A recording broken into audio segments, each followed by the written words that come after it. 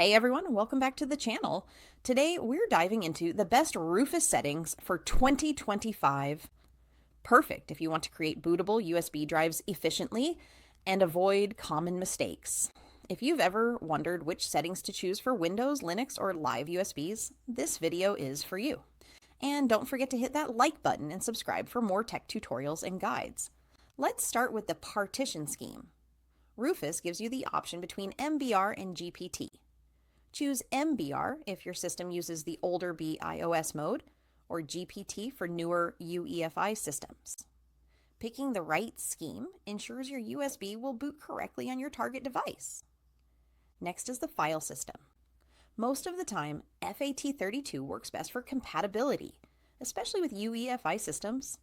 But if your ISO is larger than 4 GB or you need Windows-specific features, NTFS is the better choice. Rufus also allows you to set the cluster size, but for most users, leaving it at the default is perfectly fine.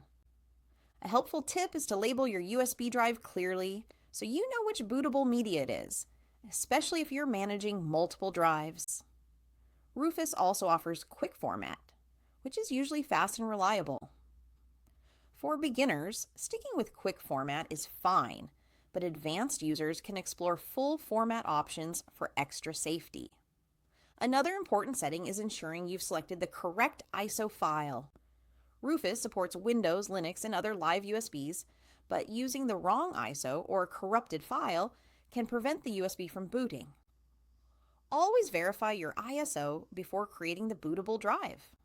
In short, the best Rufus settings for 2025 are: choose the correct partition scheme, MBR or GPT. Pick the right file system, FAT32 or NTFS. Leave cluster size as default. Optionally label your drive, and always double check your ISO file. Following these steps ensures your USB drive boots properly, and your installation or live environment works smoothly. If you found this video helpful, give it a thumbs up, share it with friends who might need it, and subscribe for more tech guides and tutorials. Thanks for watching, and I'll see you in the next one.